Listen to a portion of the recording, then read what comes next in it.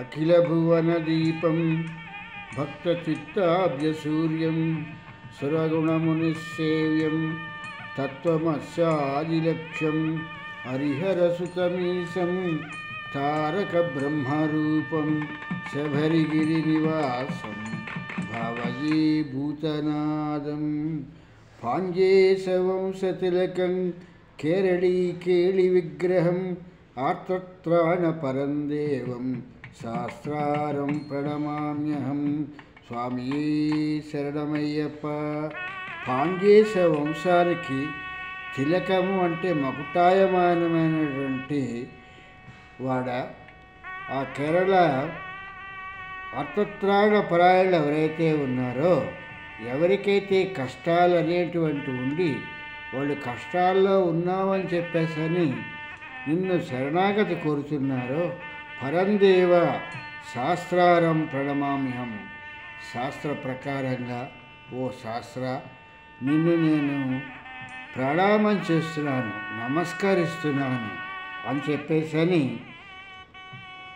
ఈ యొక్క అయ్యప్పని ప్రార్థించుకుంటూ ఆశిస్తున్న వారి సౌజన్యంతో మనం ఈ భక్తి అనేటువంటి కార్యక్రమాన్ని ప్రారంభించుకుని ఇందులో ఈ కృష్ణశతక కర్త చెప్పినటువంటి ఈ అద్భుతమైనటువంటి పద్యాన్ని దేవేంద్రుడు అలుకతోడను వావిరిగా రాళ్ళవాన వడిగురింపన్ గోవర్ధన గిరి ఎత్తితి గోవుల గోపాలకుల గాచు కొరకై కృష్ణ అని చెప్పేసని ఈ కృష్ణశతక కర్త చెప్పటం జరుగుతోంది.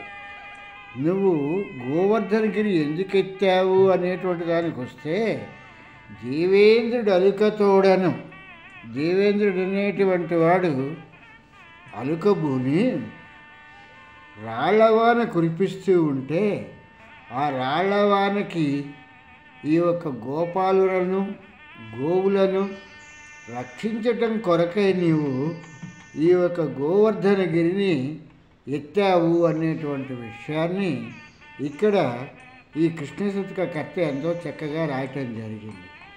ఇక్కడ ముఖ్యమైన విషయం ఏంటంటే, మహిమలు మహాత్యాలు చేస్తున్నంతసేపే అతని చుట్టూతా 10 మంది చేరతారు. సాక్షాత్తు భగవంతుడవని, ఒక మహాపురుషుడవని ఎవరైనా కానీ ఆయన మహాత్యాలు మహిమలు చేస్తూ ఉండాలి.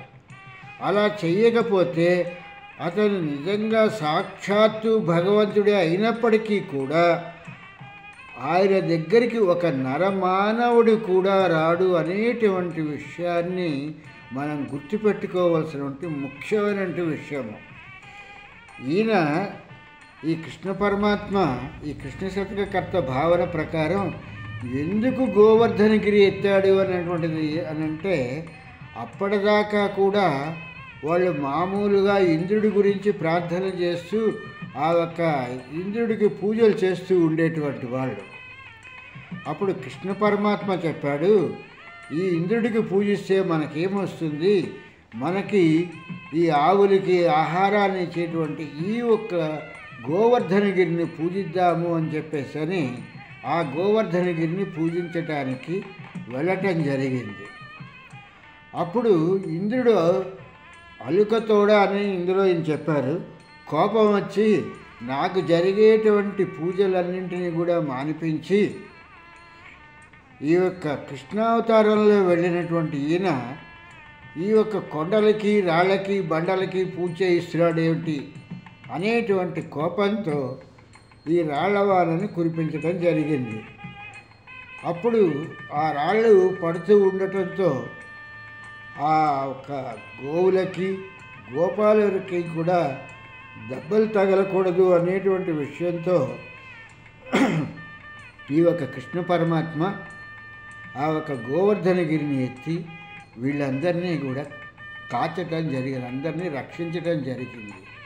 అంటే పరిస్థితులను బట్టి అక్కడ ఉన్నటువంటి పరిస్థితి ఏముంది అని అంటే, ఇంద్రుడికి పూజ చేయకపోవటం మూలంగా ఇంద్రుడి కోపంతో ఆ యొక్క రాళ్లవాలని కురిపిస్తూ ఉన్నప్పుడు మాత్రమే ఆ శ్రీకృష్ణ పరమాత్మ ఆ ఒక్క గోవర్ధనగిరిని ఎత్తాడు తప్పితే వీళ్ళందరికీ కూడా మహమనో మహాత్యానో చూపించాలి అనేటువంటి ఉద్దేశంతో ఆయన ఒక గోవర్ధనగిరిని ఎత్తలేదు అనేటువంటి విషయం ఈ యొక్క కృష్ణ శతకకర్త చాలా చక్కగా తన భావాన్ని మనోభావాన్ని ప్రకటితంగా అన్నట్టుగా మనందరికీ తెలిసేటట్లుగా చెప్పటం జరిగింది.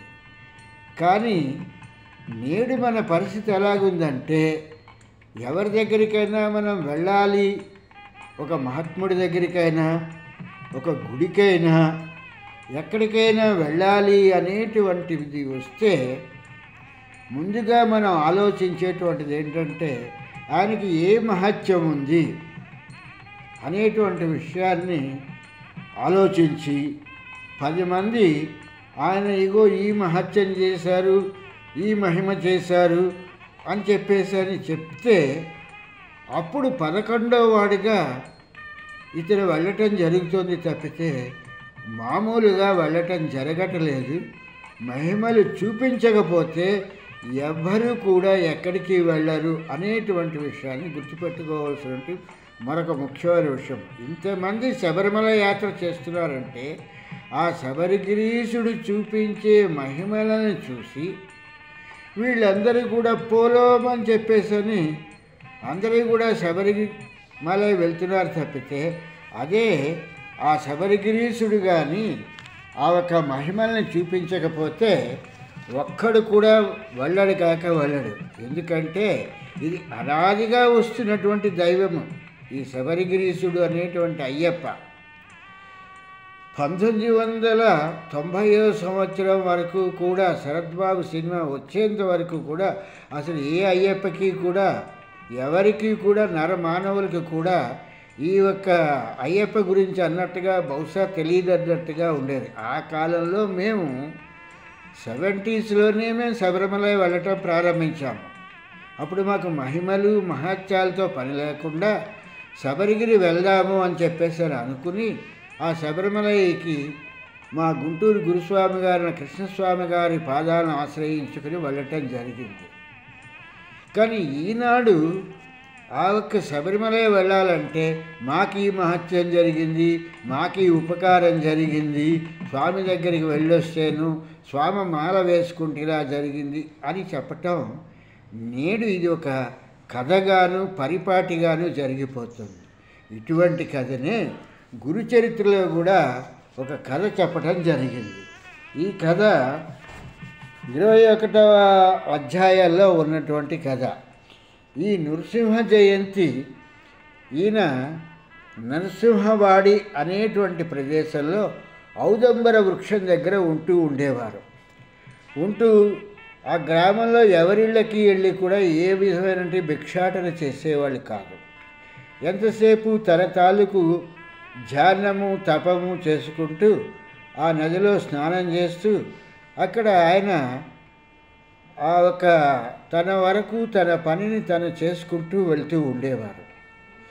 ఇది చూసినండి గ్రామస్తులందరికీ కూడా ఈయనేంటి భోజనం చేయకుండా భిక్షాటనకి రాకుండా ఈ ఒక ఔదంబర వృక్షం కింద అంటే ఈ మేడి చెట్టు కింద కూర్చునే ఉంటున్నారు అని చెప్పేసని గ్రామ ప్రజలందరూ కూడా అనుకోవటం జరుగుతోంది. ఒకనాడు ఒక మూర్ఖుడు, అంటే ఎందుకు ఈ పదాన్ని వాడానంటే మహాత్ముల సాంగత్యంలో ఉండి కూడా వాళ్ళ గురించి తెలియలేనటువంటి వాళ్ళని మూర్ఖులనే సంబోధించాలి కాబట్టి ఈ మూర్ఖులు అనేటువంటి పదాన్ని సంబోధించడం జరిగింది. ఇటువంటిదే ఒకసారి ఏమైందంటే రామకృష్ణ పరమహంస గారు ఆ యొక్క అందరినీ కూడా ఆ గుళ్ళో సమావేశపరిచి వాళ్ళతో మాట్లాడటం అయిపోయిన తర్వాత ఆయన చెప్పవలసినటువంటి భక్తికి గురించినటువంటి విషయం చెప్పిన తర్వాత అప్పుడు ఆ రామకృష్ణ పరమహంస గారి దగ్గర శారదాదేవితో పాటు బ్రాహ్మణ భైరవి అనేటువంటి ఒక ఆవిడ ఉండేటువంటిది.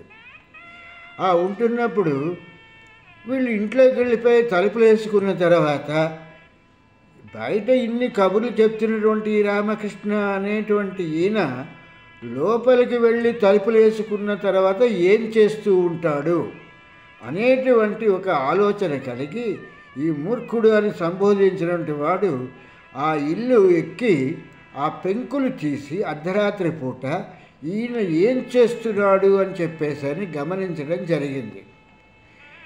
తీరా ఈ యొక్క పెంకులు తీసి ఈ మూర్ఖుడు లోపలికి చూసేటప్పటికి రామకృష్ణ పరమహంస గారు తన భార్య అయినటువంటి శారదాదేవిని బ్రాహ్మణ భైరవిని కూర్చోపెట్టి వాళ్ళకి పూజించడం జరుగుతోంది.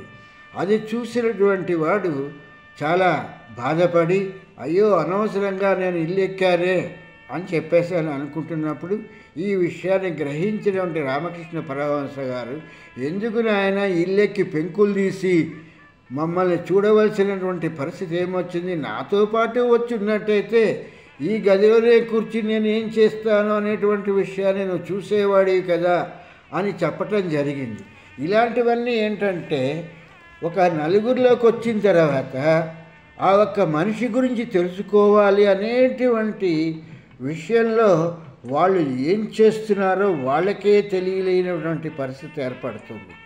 అలాగే ఈ నృసింహ జయంతి దగ్గరికి వచ్చేటప్పటికి కూడా ఈయన ఔదంబర వృక్షం దగ్గర కూర్చుని జపం చేసుకుంటూ ఆయన కార్యక్రమాలు ఆయన చేసుకుంటూ ఊళ్ళోకి భిక్షాటనకు వెళ్లకుండా ఉండటాన్ని చూసినటువంటి ఈ ఊరి ప్రజలందరూ ఆలోచిస్తున్న టైంలో అందులో ఆ ఒక్క కూర్చున్నటువంటి ఆ మేడి చెట్టుకి దగ్గరగా పొలం ఉన్నటువంటి ఒక అతను అసలు ఈయన ఏం చేస్తున్నాడు అని చెప్పేటువంటి దీంతో ఆ ఒక్క నృసింహ సరస్వతిని ఈయన బాగా గమనించడం జరిగింది. ఒకరోజు మధ్యాహ్నం 12 గంటల సమయంలో ఆ ఒక్క కృష్ణానదిలో నుంచి ఆ దేవకన్యలు అనేటువంటి వాళ్ళు ఆ యోగినీలు బయటకు వచ్చి ఈ యొక్క నృసింహ జయంతిని తమ తాలూకు ఆతిథ్యాలకి రమ్మనమని చెప్పి వాళ్ళు తీసుకువెళ్తుండగా ఈ కృష్ణానది 2 భాగాలుగా విడిపోయి ఆయనకి దారి ఇవ్వటం జరిగింది. ఈ యొక్క ఇతను కూడా ఆ ఒక నృసింహ సరస్వతి వెనకాలలో వెళ్ళేటప్పటికీ లోపలికి తీసుకెళ్ళి ఉంటాయి యోగినీలు. ఈయనకి ఒక మంచి ఉన్నతమైనటువంటి ఆసనాన్ని ఇచ్చి ఈయనకి పాద పూజలు ఇవన్నీ చేసి సకల అంటే షడ్రసోపేతంగా భోజనాన్ని కూడా పెడుతూ ఉండటాన్ని చూసినటువంటి ఈ పొలం తాలూకు రైతు భయపడి ఈయనంత మహత్య కలిగినటువంటి వాడా, కృష్ణానది అనేటువంటి నదీ దేవతే ఈయనకి దారిచ్చి ఈయన్ని ఈ యొక్క మందిరంలోకి అనేటువంటి తీసుకొచ్చిందా అని చెప్పేసి అని అనుకుంటుండగా ఈ యొక్క నృసింహ సరస్వతి చూడటం జరిగింది. అప్పుడు ఆయన చాలా గట్టిగా రామకృష్ణ పరమహంస గారిలాగా కాకుండా ఇటువంటి చూసిన విషయాలు బయట చెప్పావంటే నీకు మరణమే సంభవిస్తుంది అని చెప్పేసి అని అతనికి చెప్పటం జరిగింది. ఇలాంటివన్నీ ఎందుకు చెప్తున్నామంటే మహిమలు లేకపోతే ఆయన ఎంత గొప్పవాడైనా సరే, కృష్ణ పరమాత్మ అంతటి వాడైనా సరే గోవర్ధనగిరి ఎత్తకపోతే ఆయన దగ్గరికి ఏ గోపాలరు వెళ్ళలేదు, ఏ భక్తులు వెళ్ళలేదు, ఏ గోపికలు కూడా వెళ్ళలేదు. ఆయన గోవర్ధనగిరి ఎత్తటం మూలంగా బాలుండీతడు కొండ దొడ్డయనుచు అని చెప్పేసి ఆ చిటికిన వేలి మీద ఆ కొండని ఆ రాళ్ల బారి నుంచి తప్పించడానికి, ఆ ఇంద్రుడు కురిపిస్తున్నటువంటి ఆ వర్షం బారి నుంచి తప్పించడానికి ఆయన ఎత్తితే దాన్ని పట్టుకుని మనం పూజిస్తున్నాం. మహిముంది మహిముంది అని. అంత మూర్ఖత్వంగా ఉన్నాం మనం. మళ్ళీ ప్రత్యేకంగా మన గురించి మనం చెప్పుకోవాల్సిన పని లేదు. అందుకని చెప్పేసని ఈ నృసింహ సరస్వతి ఆ యొక్క చూసినటువంటి ఆ పొలం కాపరికి ఇటువంటి విషయాలు బయట చెప్పావంటే నువ్వు మరణిస్తావు అని చెప్పేటువంటి విషయంలో అతనికి చెప్పటంతో అతను భయపడిపోయి ఆయన ఉన్నంతకాలము, నృసింహవాడిలో ఉన్నంతకాలము ఇటువంటి విషయాలు ఏవీ కూడా ఆ ఒక కాపరి చెప్పలేదు అనేటువంటి విషయాన్ని ఈ గురుచరిత్రలో రాయటం జరిగింది. ఇది 21వ అధ్యాయంలో ఉన్నటువంటి ఈ కథాగమనాన్ని చూస్తే ఎవరైనా సరే ఒక మహాత్ముడి దగ్గరికి వెళితే ఆయన ఏవో ఒక మహత్యాలు చేస్తూ ఉండాలి. ఆ మహత్యాలు చెయ్యకపోతే ఎవ్వరూ కూడా ఆయన దగ్గరికి వెళ్ళరు. అలాగే ఇవన్నీ కూడా ఎందుకంటే విత్తనం ముందా చెట్టు ముందా అని అంటే ఇది ఎవరూ చెప్పలేము. ఆయన చేసినటువంటి సాధన ప్రక్రియల మీదన ఈ మహిమలు మహత్యాలు అనేటువంటివి అక్కడ ఉన్నటువంటి కాలమాన పరిస్థితులను బట్టి ఆ ఒక పని ఆయన చేస్తే అది మహిమ అవ్వచ్చు, మహత్యం అవ్వచ్చు. కానీ ఈ యొక్క చూసేటువంటి ఈ పొలోమని పోయేటువంటి ఈ జనాలకు ఉన్నటువంటి లక్షణం ఏంటంటే ఆయన మహిమో మహత్యమో చేస్తేనే ఆయన గొప్పవాడు, ఆయన దైవాంశ సంభూతుడు.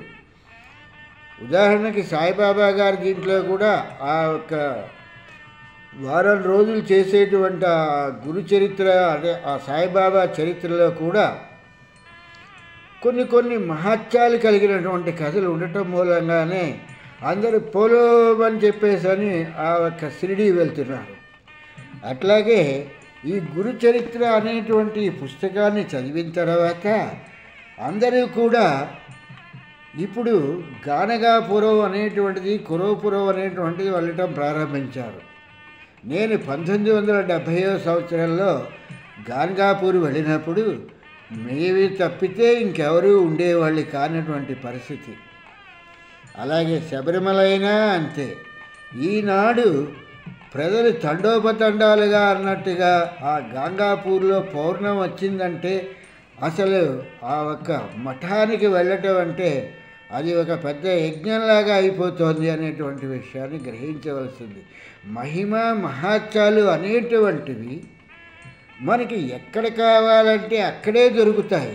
అది రామకృష్ణ పరమహంస గారు చెప్పినట్టుగా ఒక చెక్కని పూజించినప్పటికీ కూడా ఆ చెక్క మహత్యాన్ని చూపిస్తుంది, మహిమని చూపిస్తుంది.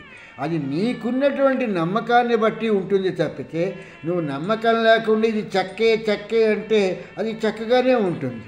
కనుక ఇది గురుచరిత్రలో చెప్పినటువంటి ఈ కథని తీసుకొని ఈ మహిమలు మహత్యాలు ఉన్నటువంటి ఈ ఒక గురువుని ఈ నృసింహ సరస్వతిని వీళ్ళందరూ కూడా పూజించడం జరిగింది. కనుక ఇలాగే మహనీయుల తాలూకు మహత్యాల గురించి కాకుండా మహిమల గురించి కాకుండా వాళ్ళని తెలుసుకుని వాళ్ళకి మనకి తగినటువంటి విధముగా మనకున్నటువంటి అనుకూల పరిస్థితులు దృష్టిలో పెట్టుకుని వారిని సేవించి తరిస్తారు అని చెప్పేటువంటి పరిస్థితిలో ఆ వెంకటానాథుడు తోడై మనని నడిపిస్తాడనుకుంటూ స్వామి శరణం స్వామి శరణం స్వామియే శరణమయ్యప్ప.